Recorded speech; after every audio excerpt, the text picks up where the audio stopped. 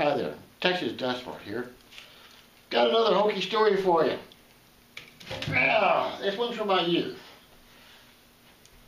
Now then, there was an individual from my hometown named Charles Thornton. He was our local postman. We didn't call them mail carriers then. This was before political correctness. Charles was a character. He was a big influence in my life. I love him dearly. He has since passed away, rest his soul. And I remember this one story. Well, I was very young. I was not a bad kid, rambunctious, inventive, adventurous, always seemed to be at the wrong place at the wrong time. This one particular day, I was out playing in the yard with my trucks and cars or whatever, and in the front yard, and I found this stray cat, old tomcat, and I wanted a cat. I always had wanted a cat. And so I caught this cat. He wasn't happy to be caught, but I caught him anyways. And I was going to ask my mother if I could keep the cat.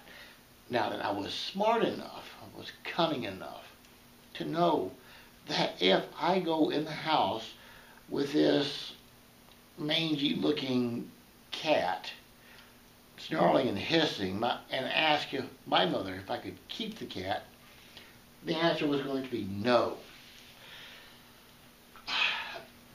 So I have to have a way of keeping the cat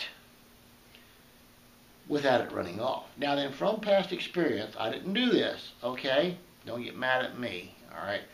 But I know that you don't take a rope and tie it around the animal's neck really tight so it doesn't run off. That's a different story, and then I don't think I'll tell that one.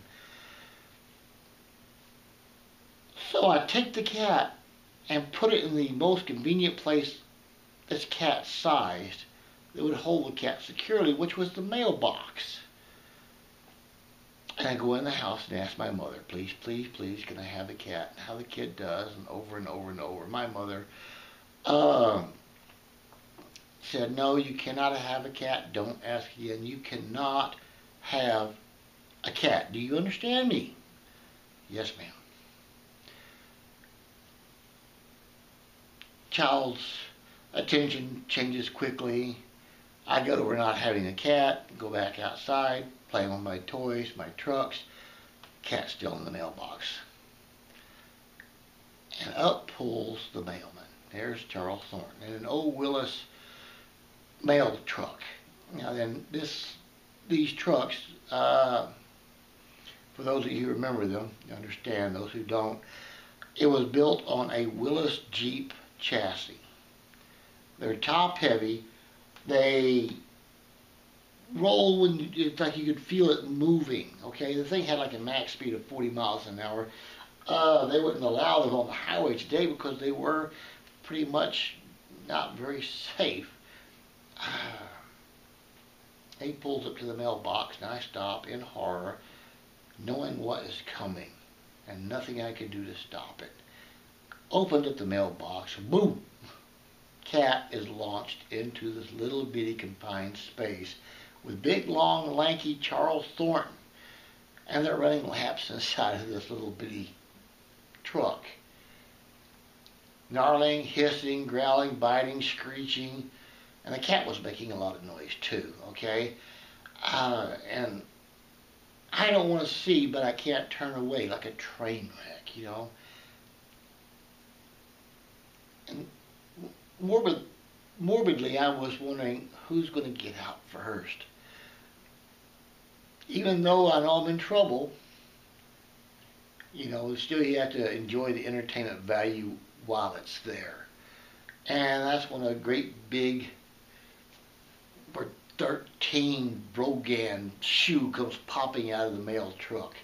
And then Charles Thornton's head and the arm and the rest of it just kind of fell out, which was really comical because he was parked next to the curb right next to the mailbox. He still got out of there. And the cat comes running out and runs off. Charles is standing there staring at me. You know, face is flush. He's breathing hard. He's looking at the mailbox, looking at the truck, looks at me and said, "Is that your cat?" I already got tears in my eyes thinking about the switching I was going to get. When he said, "Is that your cat?" "No, Mr. Thornton. Mama said I can't have a cat."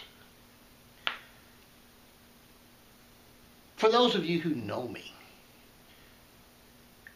are probably saying, I can see you doing something like this as a child. Additionally, for those of you who know me would say, I could see you making up a story like this. So is it true or is it false? To that I say, this is the Texas Dust Fart. Keep it real.